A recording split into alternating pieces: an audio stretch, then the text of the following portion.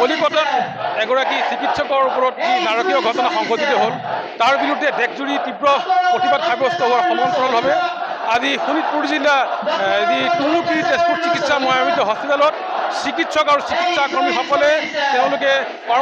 কৰ্মবিৰতিৰ জৰিয়তে তেওঁলোকে তীব্ৰ প্ৰতিবাদ সাব্যস্ত কৰিছে কিয়নো আচলতে চিকিৎসা কৰ্মীৰ ওপৰত যি এক নাৰকীয় ঘটনা সংঘটিত হৈছে এই নাৰকীয় ঘটনা সংঘটিত হোৱাৰ পিছত দেশজুৰি যি প্ৰতিক্ৰিয়াৰ সৃষ্টি হৈছে আজি ঠিক এনেধৰণে তেজপুৰ চিকিৎসা মহাবিদ্যালয় হস্পিটেলত যিখন চিকিৎসক আহিছে চিকিৎসক কনিষ্ঠ চিকিৎসকসকলক আৰু যি চিকিৎসা কৰ্মীসকল ওলাই আহিছে তেওঁলোকে ওলাই আহি তীব্ৰ প্ৰতিবাদ সাব্যস্ত কৰিছে তেওঁলোকে 24 ঘণ্টীয়া কৰ্মবিৰতি পালন কৰিছে মাত্ৰ আজিৰ দিনটোত তেওঁলোকে চিকিৎসা সেৱা এয়া চলিব বাকী কোনো ধৰণৰ চিকিৎসা সেৱা তেওঁলোকে আজি প্ৰদান নকৰাৰ তেওঁলোকে অংগীকাৰ কৰিছে কাৰণ যিহেতু কলিকতাত যি এগৰাকী চিকিৎসকক যি আচলতে নাৰকীয় ঘটনা সংঘটিত হৈছে তাৰ পিছত এনেধৰণৰ ঠিক তেজপুৰ চিকিৎসা মহাবিদ্যালয়ত আজি কনিষ্ঠ চিকিৎসকসকল বা চিকিৎসা কৰ্মীসকলে এনেধৰণে ওলাই আহিছে আৰু কৰ্মবিৰতিৰ মাজেদি তেওঁলোকে তীব্ৰ প্ৰতিবাদ সাব্যস্ত কৰিছে মই পোনে পোনে যাবলৈ বিচাৰিম যি তেজপুৰ চিকিৎসা মহাবিদ্যালয়ৰ যি কনিষ্ঠ চিকিৎসক আছে মই তেওঁৰ পৰা জানিব বিচাৰোঁ কি ক'ব আজিৰ দিনটো আপুনি তীব্ৰ প্ৰতিবাদ সাব্যস্ত কৰিছে কৰ্মবিৰতিৰ জৰিয়তে কি ক'ব আজিৰ দিনটো বিশেষকৈ আমাৰ বাবে এটা ক'লা দিৱস হয় কাৰণ আজি আমি 2024 চনত এনেকুৱা এটা গেডাৰিং কৰিব লগা হৈছে তাকো এনেকুৱা এজন ফিমেল ডক্টৰৰ ওপৰত যোনটো ইনচিডেণ্ট হৈছে আৰজিকৰ মেডিকেল কলেজত তাৰ ভিত্তিত আমি ইনচিডেণ্টটো কৰিব লগা হৈছে 2024 চনত সেইটো কাৰণে আমি এটা ক'লা দিৱস বুলি ভাবোঁ কাৰণ আমাৰ সমাজখন কিমান আমি আগুৱাই গৈছোঁ ইয়াতে প্ৰতিপন্ন হয় আমাৰ সমাজখন আগুৱাই যে যোৱা নাই আমি পিছুৱাইহে গৈ আছোঁ তাৰ সেইটোহে প্ৰতিপন্ন হয় আমি ইণ্ডিয়ান মেডিকেল এছ'চিয়েশ্যন যোনটো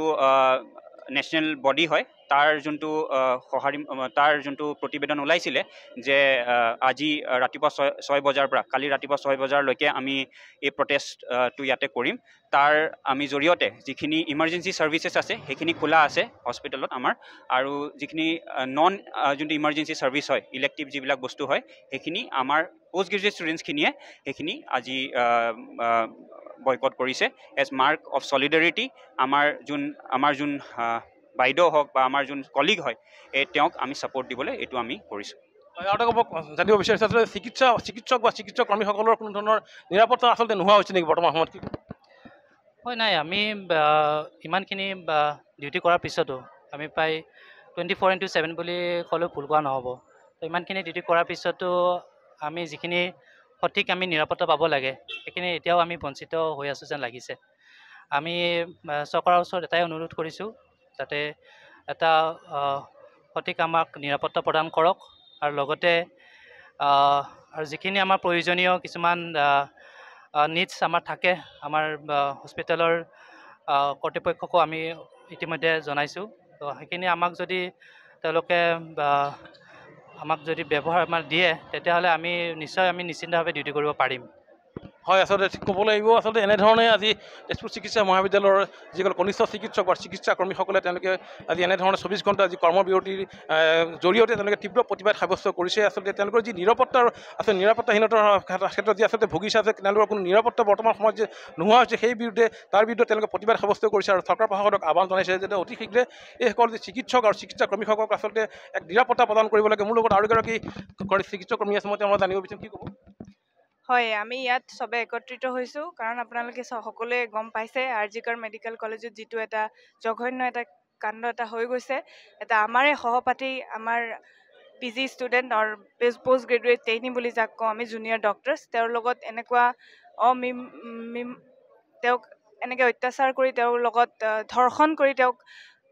বলৎকাৰ কৰি তেওঁক হত্যা কৰা গৈছে তাৰ কাৰণে আমি ইয়াত প্ৰটেষ্ট ৰাখিছোঁ আৰু এইটো এটা মেডিকেল কলেজৰে প্ৰব্লেম নহয় এইটো চব আমাৰ ওমেনখিনিৰ প্ৰব্লেম হয় চবতে আমি দেখিবলৈ পাওঁ বাহিৰত আমি সুৰক্ষিতভাৱে যাব নোৱাৰোঁ আমাৰ নাইট শ্বিফ্টবিলাক দেৰিকৈ ছুটি হৈ যায় আমি 11-12 বজাত ৰাতি ওলাই যাব নোৱাৰোঁ তো আমি এইটো প্ৰটেষ্টটো এইকাৰণে ৰাখিছোঁ যাতে আমি আমাৰ ওমেনখিনিৰ কাৰণে সুৰক্ষাটো বিচাৰিছোঁ আমি ৱৰ্ক প্লেছত এটা ভাল এনভাইৰনমেণ্ট বিচাৰিছোঁ সেই এনভাইৰনমেণ্টত ছেফটি বিচাৰিছোঁ বেছিক যিটো হিউমেন ৰাইটছ বুলি কয় সেই ছেফটিটোৰ কাৰণে আমি ইয়াত প্ৰটেষ্টটো ৰাখিছোঁ আৰু আমি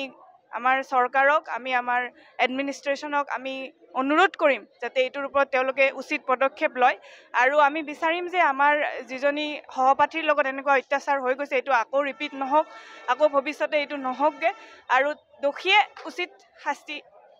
পাওক হয় আচলতে যি কলিকতাত যি আচলতে চিকিৎসক গৰাকীৰ বিৰুদ্ধে যি এক নাৰকীয় কাণ্ড সংঘটিত হৈছে আৰু নাৰকীয় ঘটনা সংঘটিত হোৱাৰ পিছত আজি এনেধৰণে তেওঁলোকে প্ৰতিবাদ সাব্যস্ত কৰিছে আচলতে আমি ন্যায় বিচাৰিছোঁ চিকিৎসকৰ বিৰুদ্ধে হিংসা বন্ধ কৰক এনেধৰণে তেওঁলোকে প্ৰতিবাদী শ্লোগানেৰে আচলতে পৰিৱেশ উত্তাল কৰি তুলিছে আৰু চৰকাৰ প্ৰশাসনে আচলতে এইসকল চিকিৎসক বা চিকিৎসাকৰ্মীৰ সপক্ষে আচলতে বহুখিনি কৰিবলগীয়া কাম আছে যিহেতু তেওঁলোকে প্ৰায় 24 ঘণ্টাই তেওঁলোকে নিজৰ যি কৰ্তব্য আচলতে সম্পাদন কৰাৰ পিছত আচলতে এনেধৰণৰ যি ঘটনা এক নাৰকীয় ঘটনা সংঘটিত হৈছে আৰু তাৰ বিৰুদ্ধে আজি এনেধৰণে তেওঁলোকে দলে বলে ওলাই আহি এই ঘটনাৰ তীব্ৰ প্ৰতিবাদ সাব্যস্ত কৰিছে